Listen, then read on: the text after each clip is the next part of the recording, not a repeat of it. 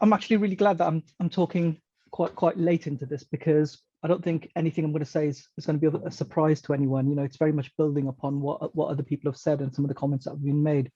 So that's quite reassuring. So yeah, my name is Reyaz. My day job is Fair Shares, and I'm involved with the Friendship Café, which is also running the City Farm. And these groups are very different, and we do very different activities. But actually, what's interesting is I think the value system and the approach to our work is very similar, and that's why I think, you know, we do share a lot of similarities, and I think the work kind of comes together quite cohesively. I've always looked at community involvement through the lens of personal responsibility. You know, I'm a really strong believer that all of us have a personal responsibility to our neighbours and to where we live, and it's through our own contributions that we can make a difference to the lives of others and ultimately ourselves. But while I was reading this report and thinking about this kind of past year, what I found quite interesting was this need, and what was coming out was collective responsibility. And what is it that we all need to do to come together to make a difference to the whole community? And I think what, you know, for me, the kind of face mask thing is quite a good example of that. You know, we wear a mask to protect other people, and it's our personal responsibility to do that. But actually, unless there's a collective buy-in of all of us to do that, you know, that system's not going to work. And when I was looking at kind of, you know, this past year, it was really interesting to see some of that collective responsibility and how we were working together in different ways, but understanding that actually that, you know, they're doing something over there, we're doing something over here, you know, and looking at the need in one go. But when I think about, you know, how we might be able to resource differently, and having a look at the funding structures that we currently work within, this is why I really see the big disconnect between a whole community approach to a collective responsibility. For organizations such as ours, the traditional funding model is always kind of three tiers. You know, you have the funders, you have community organizations or groups, and then you have, like, you know, participants or residents, or you know, whatever name you want to use. I think that what's interesting from the report, it really highlights that actually, you know, these bottom two tiers work together as one. We all try really hard to ensure that our organizations are part of the communities that we work within, and not, you know, delivering services down. But what we still do see is that there is a huge gap then between us and the funders.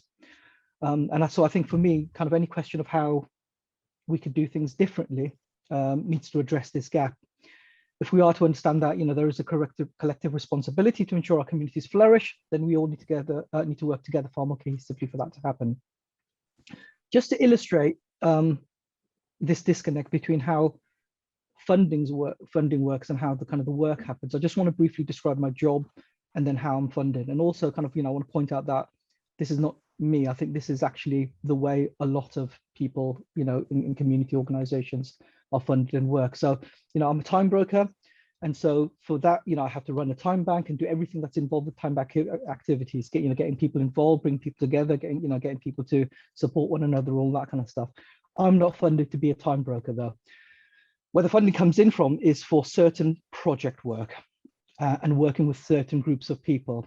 So, you know, we've got funding for involving young people to get them into volunteering in the community, social activities for older people, tackling social isolation for people with health conditions, working with residents of a housing provider, working with residents in geographical wards.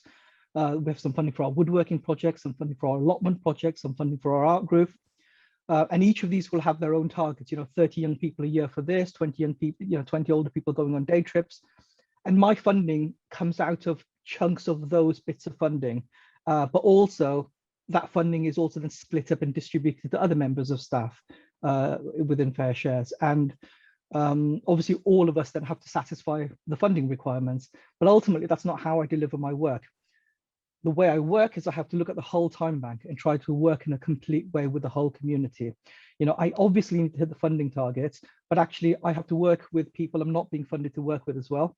Or I'm working with people that I am being funded to work with, but in ways outside of the remit of the funding.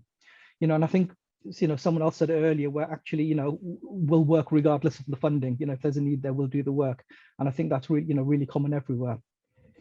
And we also have things like, we've got our van and, minibus, and, there are also additional costs that there's no funding associated with them, but they have to kind of somehow just magically sort themselves out. And this is, before we have, other staff, sorting out accounts and finances and all this kind of stuff. The problem with all that is, we're there doing the work. And then you somehow have to then re-split all this up and create all your nice individual neat chunks to go back to the funders to describe what you've somehow done. And hopefully, you wonder if all the pieces somehow fit. And more often than not, they do. And if we're lucky, we'll get the next batch of funding.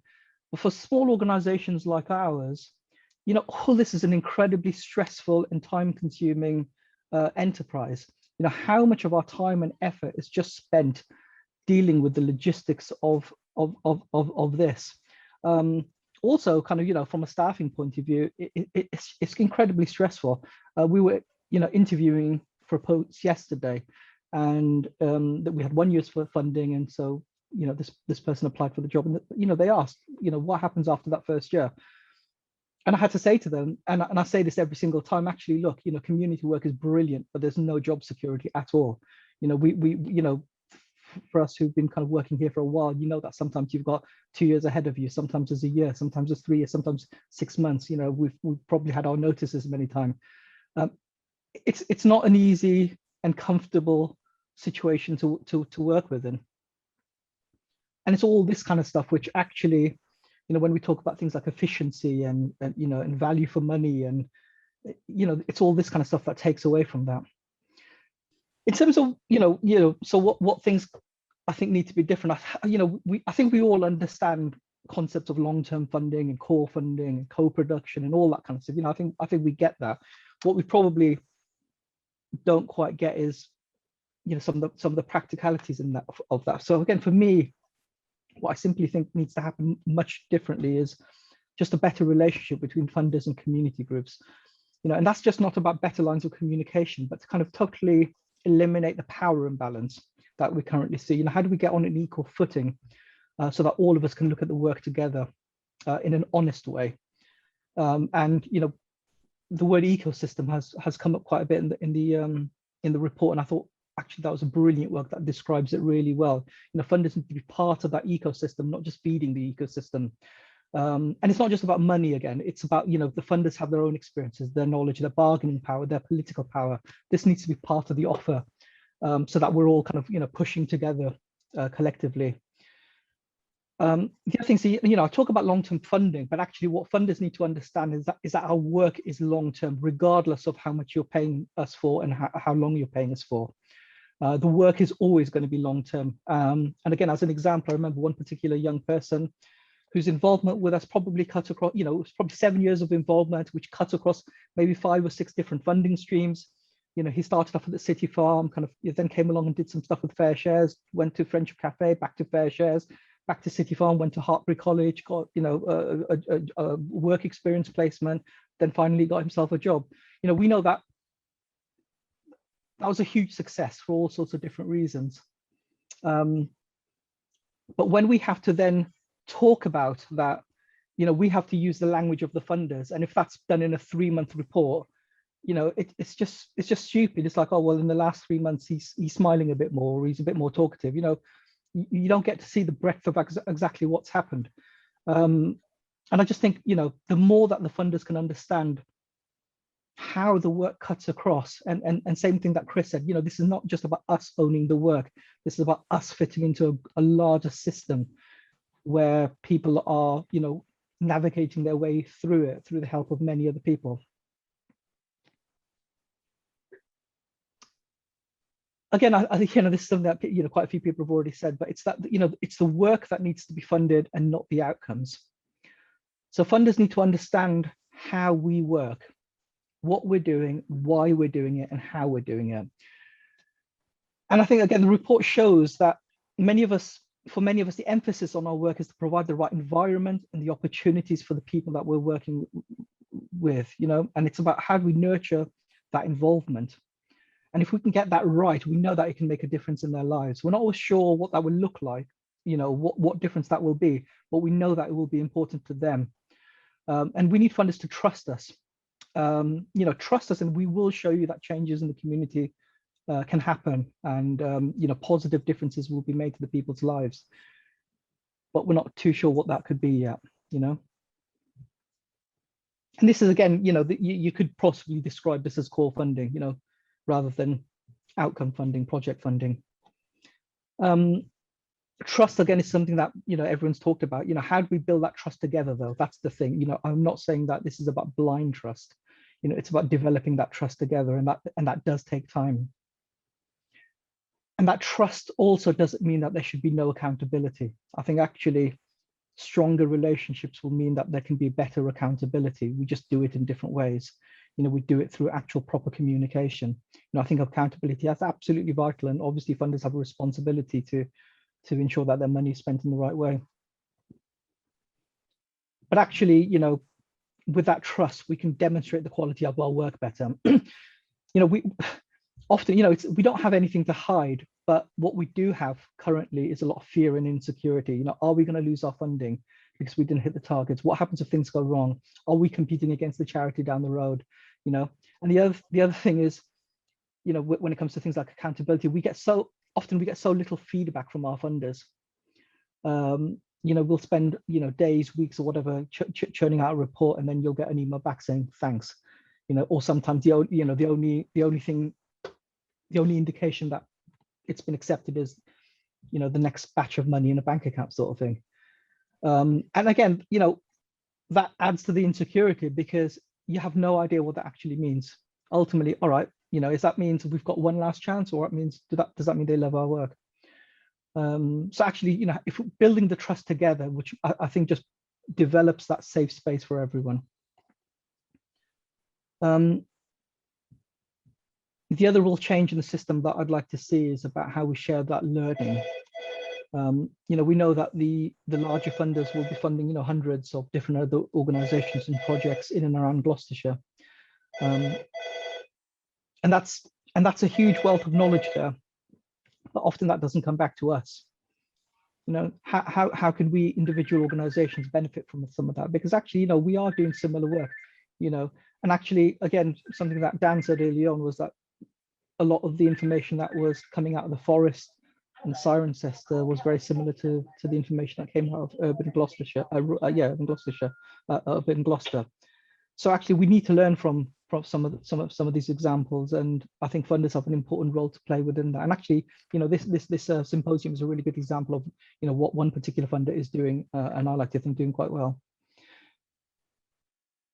I think one of the questions that was asked to me for doing this talk actually was, if some of these changes happen, what practical differences would it make to Fair Shares and Friendship Café? And I thought that was quite a nice question, because it was something really positive to think about, because quite often we're just telling you what our problems are. And actually I'm really glad I've got opportunity to say, look, actually, if we can change things, these are the positive things that can actually happen. So really kind of, firstly, we can put all of the focus back onto the work. And I think, it's weird that I even have to say that, all of our time and effort should be on the work. And our mental focus as well. That's the other thing. Quite often physically we're all working solidly, but our mental focus is elsewhere. And within this, I am including things like evaluations and analysis and accountability and report writing. But actually, if we do it differently and better, all of that is about informing the work and improving the work, rather than just funding satisfying a funding criteria. The other thing that I think will make a big difference is that for everyone in the process to have a voice. What we often have now is people to have a say in a consultation process, and we all know just how pointless that can be. But what we can do is, if everyone comes down to the same level, that we can have a joint understanding of what is possible and what is needed and what can be achieved in our communities. Then and then again, we have all different experiences and viewpoints, and it's that whole kind of ecosystem model again. But without eliminating those power imbalances, we're never going to be able to kind of talk openly and honestly and really kind of share and discuss some of those understandings.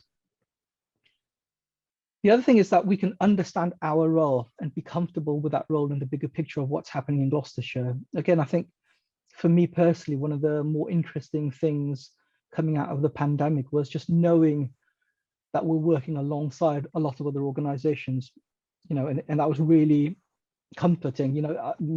Quite often it's like, I've got somebody in maths and I'll send them over to Vanessa because I know what she's doing over there, and someone will send somebody over to me, and it's that kind of, that you're a part of something. Because the danger that I think all of us community organizations face is that we extend ourselves too much, we try to take on too much, and so having a more cohesive system would mean a healthy distribution of the workload and a better understanding of who is doing what and how we can all support each other. The other thing which I think is really important is about having some breathing room. Again, I think what many community organizations are really good at doing is just kind of working flat out and delivering. What we rarely have time to do is kind of sit back and think about what we've done and how we can make things better, what we need to do differently, and a lot of that is about the time and capacity to experiment as well. But we can't do that without a trusting, supportive relationship with the funders, because we've just got deadlines in the back of our minds otherwise. Just really lastly, I guess, have the time to understand and celebrate unexpected consequences and unpredictable outcomes. I think the richness of all of our work is those moments where somebody will tell you something and it's like, you had no idea why that person did something or how they benefited from something. But it's like, you suddenly realize that actually by creating the right environment, a lot of these things can happen. We rarely ever get to go back to the funders to talk about that, because actually it's always outside of the remit of the work. But actually, the highlights of my work have been those kind of things. How do we share that? How do we celebrate that? And how do we build upon that to kind of, have more of that, basically. And I think my time's up, so I shall leave it there. Thank you very much.